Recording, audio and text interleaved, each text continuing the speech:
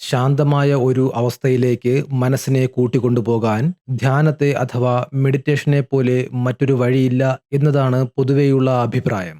ലോകമെമ്പാടും ആധുനിക ജീവിതത്തിലെ സമ്മർദ്ദങ്ങളെ അതിജീവിക്കാൻ ആളുകൾ ആശ്രയിക്കുന്ന ഒരു പ്രായോഗിക രീതിയാണിത്. യോഗ സ്റ്റുഡിയോകളിലും ഓഫീസുകളിലെ വെൽനസ് പരിപാടികളിലും എന്തിനധികം ഡോക്ടർമാരുടെ നിർദ്ദേശപ്രകാരം വരെ ഇന്ന് ധ്യാനം പരിശീലിക്കപ്പെടുന്നു. ഇങ്ങനെ വർഷങ്ങളായി ധ്യാനത്തിന്റെ ഗുണഫലങ്ങളെക്കുറിച്ച് മാത്രമേ നമ്മൾ കേട്ടിട്ടുള്ളൂ. ഒരു മാന്ത്രിക മരുന്ന് പോലെയാണ് പലരും ഇതിനെ കണ്ടിരുന്നത്. എന്നാൽ ഏതൊരു ചികിത്സാ രീതിയെക്കുറിച്ചും, അത് മരുന്നായാലും ശസ്ത്രക്രിയയായാലും, ഒരു സുപ്രധാന ചോദ്യമുണ്ട്: ഇതിന് എന്തെങ്കിലും പാർശ്വഫലങ്ങളുണ്ടോ? ആധുനിക മനഃശാസ്ത്രജ്ഞർക്ക് ധ്യാനം ഒരു പുതിയ ചികിത്സാ ഉപകരണമാണ്.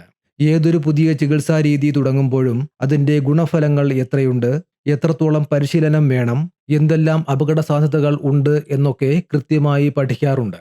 എന്നാൽ ഡോക്ടർ നിക്കോളാസ് വാൻ ഡാം സൂചിപ്പിച്ചതുപോലെ മൈൻഡ്ഫുൾനെസ് അധിഷ്ഠിത പരിപാടികളുടെ കാര്യത്തിൽ ഈ അടിസ്ഥാനപരമായ ഗവേഷണം വേണ്ടത്ര നടന്നില്ല. കാരണം ഇതിന് വേദഗ്രന്ഥങ്ങളുടെയും പൗരാണിക ചിട്ടകളുടെയും പിന്തുണയുണ്ടായിരുന്നു. പക്ഷേ ഇന്ന് ധ്യാനം ഒരു ആത്മീയ പരിശീലനം എന്നതിലുപരി തെറാപ്പിയായി മാറിയതോടെ ശാസ്ത്രം അതിന്റെ മറുവശങ്ങൾ തേടി തുടങ്ങി. ധ്യാനത്തിന്റെ ദോഷഫലങ്ങളെക്കുറിച്ച് മുൻപും പഠനങ്ങൾ ഉണ്ടായിട്ടുണ്ട്. ചില റിപ്പോർട്ടുകൾ പറയുന്നത് വെറും 1% പേർക്ക് മാത്രമേ പ്രശ്നങ്ങളുള്ളൂ എന്നാണ്. എന്നാൽ മറ്റു ചില പഠനങ്ങളിൽ അത് 2/3 ഭാഗത്തോളം, അതായത് 66% വരും. ഈ വലിയ വ്യത്യാസം ഗവേഷകരെ കുഴപ്പത്തിലാക്കി.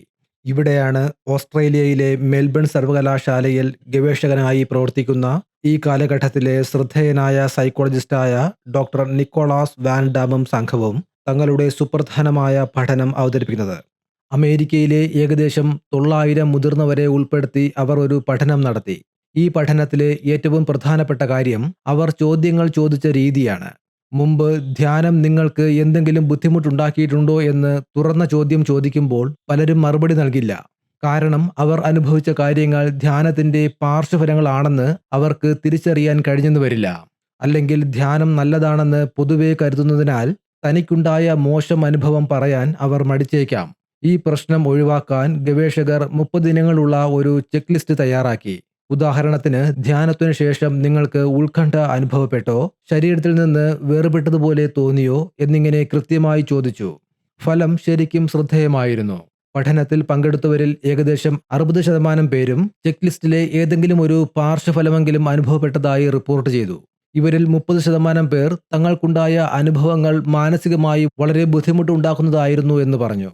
ഏറ്റവും ഗൗരവമായ കണക്ക് എന്തെന്നാൽ 9% പേർക്ക് ഈ ബുദ്ധിമുട്ടുകൾ കാരണം ദൈനംദിന ജീവിതത്തിലെ കാര്യങ്ങൾ ചെയ്യാൻ, ഉദാഹരണത്തിന് ജോലി ചെയ്യാനോ ആളുകളുമായി സംസാരിക്കാനോ തടസ്സം നേരിട്ടു എന്നുള്ളതാണ്.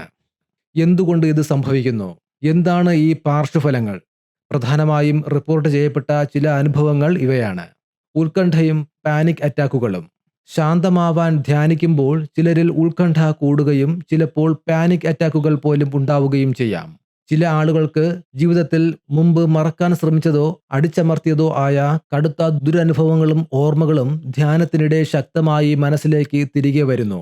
ഇത് പോസ്റ്റ് ട്രോമാറ്റിക് സ്ട്രെസ് ഡിസോർഡർ ഉള്ളതുപോലെ വേദനാജനകമായ ഒരവസ്ഥയിലേക്ക് അവരെ എത്തിക്കാം.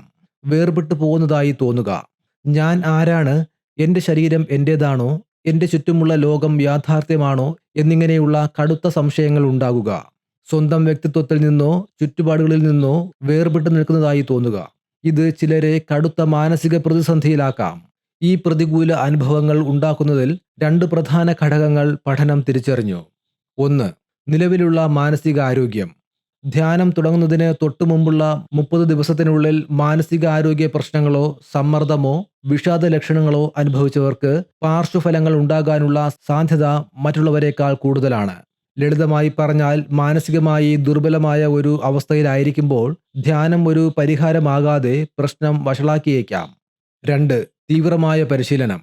നീണ്ട സമയം, പലപ്പോഴും മണിക്കൂറുകളോളം നിശബ്ദമായി ധ്യാനം ചെയ്യുന്ന റെസിഡൻഷ്യൽ റിട്രീറ്റുകളിൽ പങ്കെടുത്തവർക്ക് ദൈനംദിന ജീവിതത്തെ ബാധിക്കുന്ന രീതിയിലുള്ള പാർശ്വഫലങ്ങൾ ഉണ്ടാകാനുള്ള സാധ്യത കൂടുതലാണ്.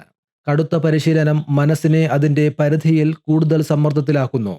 ഭയപ്പെടേണ്ട, പക്ഷേ ശ്രദ്ധിക്കുക. അതുകൊണ്ട് ധ്യാനം നിർത്തണോ? തീർച്ചയായും വേണ്ട. ഡോക്ടർ വാൻ ഡാം വ്യക്തമാക്കുന്നു, ഞങ്ങളുടെ കണ്ടെത്തലുകളുടെ അർത്ഥം ആളുകൾ ഭയപ്പെടണം എന്നോ ധ്യാനം ഉപേക്ഷിക്കണമെന്നോ അല്ല.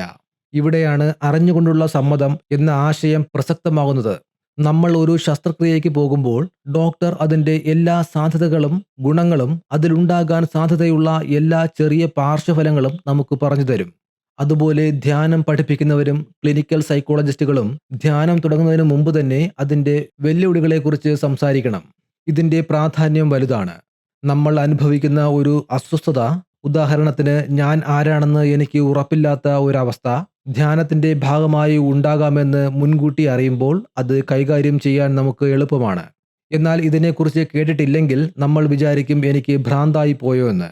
ഈ ഭയമാണ് പലപ്പോഴും യഥാർത്ഥത്തിൽ പ്രശ്നമുണ്ടാക്കുന്നത്. അസ്വസ്ഥത, സ്വയം ചോദ്യം ചെയ്യൽ എന്നിവ ആഴത്തിലുള്ള ഒരു മാനസിക അന്വേഷണത്തിൻ്റെ ഭാഗമാവാം. അത് സ്വാഭാവികമാണ്. എന്നാൽ ഈ ബുദ്ധിമുട്ട് നിങ്ങളുടെ ഉറക്കം കളയുന്നു, ജോലി തടസ്സപ്പെടുത്തുന്നു, അല്ലെങ്കിൽ സുഹൃത്തുക്കളുമായി ഇടപഴകാൻ കഴിയുന്നില്ല എന്ന അവസ്ഥയിലേക്ക് മാറുകയാണെങ്കിൽ അത് ഒരു മുന്നറിയിപ്പാണ്. അത് ഗൗരവമായി കാണണം. ഇവിടെ ഓർക്കേണ്ട ഏറ്റവും പ്രധാനപ്പെട്ട കാര്യം ഇതാണ്: ധ്യാനം എല്ലാവർക്കും ചേർന്നതാവണമെന്നില്ല. നിങ്ങൾ ഒരുപാട് പരിശ്രമിച്ചിട്ടും ധ്യാനം നിങ്ങൾക്ക് ശാന്തി നൽകുന്നതിനു പകരം ഉത്കണ്ഠ നൽകുന്നുവെങ്കിൽ നിങ്ങൾ എന്തോ തെറ്റ് ചെയ്യുന്നതുകൊണ്ടല്ല അത്. ചിലപ്പോൾ നിങ്ങളുടെ മനസ്സിൻ്റെ ഇപ്പോഴത്തെ അവസ്ഥയ്ക്ക് അതൊരു നല്ല മാച്ച് അല്ലായിരിക്കാം. അതുകൊണ്ട് ധ്യാനം തിരഞ്ഞെടുക്കുമ്പോൾ ഗുണങ്ങൾ അറിയുന്നത് പോലെ തന്നെ അതിൻ്റെ വെല്ലുവിളികളെക്കുറിച്ചും ബോധവാന്മാരായിരിക്കുക. ഒരു വിദഗ്ധന്റെ മേൽനോട്ടത്തിൽ പരിശീലിക്കുക. അപ്പോൾ അത് നിങ്ങൾക്ക് കൂടുതൽ സുരക്ഷിതവും ഫലപ്രദവുമാകും.